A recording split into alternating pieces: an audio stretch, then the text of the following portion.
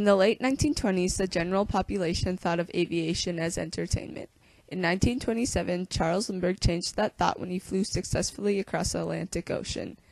This was a turning point in history because after Charles Lindbergh's flight, people viewed aviation as a way for personal travel and shipping cargo.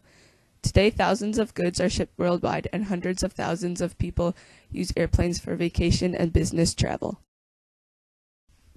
In the early 1900s, planes were used for barnstorming, shows at airfields, county fairgrounds, cow pastures, and carnivals involving stunt flying and parachute jumping.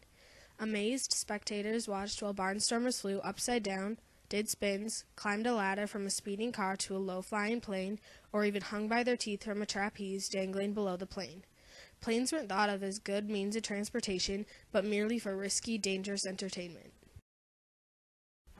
Wilbur and Orville Wright built the first successful airplane. Soon after they started building their glider, they realized that if their flying machine were to travel any distance, it would need something to propel it. The Wrights then started to work on building their own engine and created a completely new propeller design with blades based on the shape of a wing. Wilbur and Orville built the first airplane in September of 1900. The Wrights' achievement was practically unknown for 5 years. Most people at that time remained doubtful about flying machines, so Orville and Wilbur continued to work secretly, trying to perfect their work.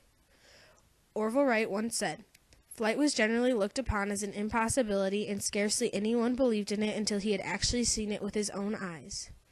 The Wright brothers believed that airplanes would eventually transport passengers and mail.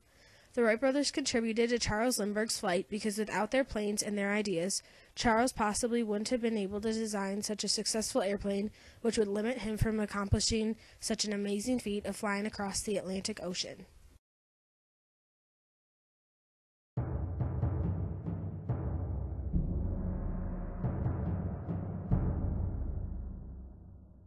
Charles Lindbergh made the first nonstop solo flight across the Atlantic Ocean in 1927.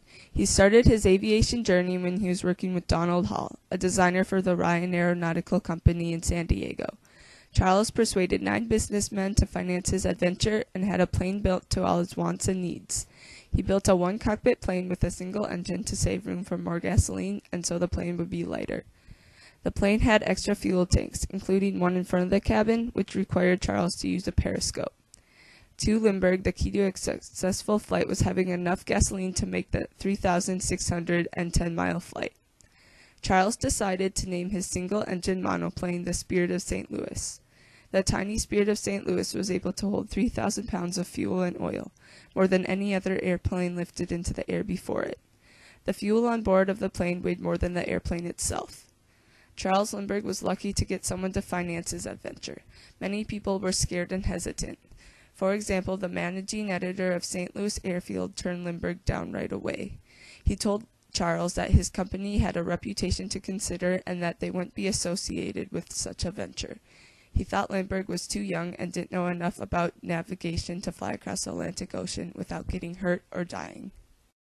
Charles was determined to make the flight, though. Not only was he enticed by a $25,000 prize offered by hotel owner Raymond Ortega, but he had always been interested in aviation, even as a kid.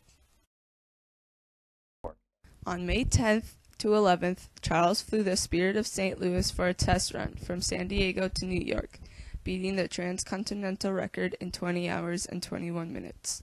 Finally, on May 20th, Charles Lindbergh took off, starting his transatlantic flight to Paris, with 5 sandwiches, water, maps, charts, and a few other items he thought were necessary.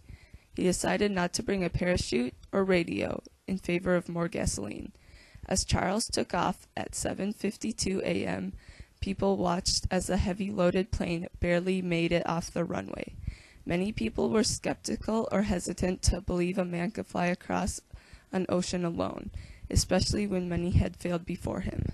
During the flight, Charles encountered thick fog, turbulence, and the struggle to stay awake. Halfway to Paris, 18 hours into the flight, he felt awful, but Charles didn't give up. Finally, on May 21st at 5:22 p.m., the Spirit of St. Louis landed at the Le Bourget field in Paris, France.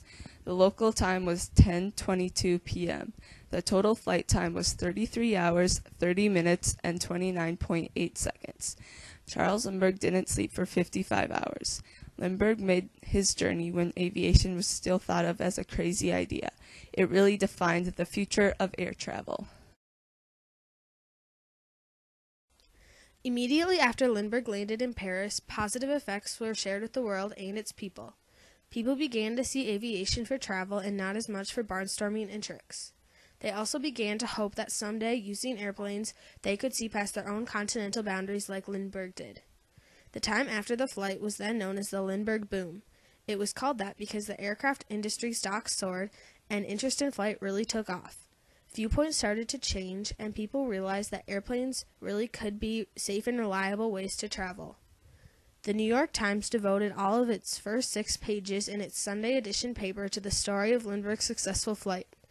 Other newspapers gave Lindbergh's accomplishment tremendous amounts of space, using up to 25,000 more tons of newsprint than usual.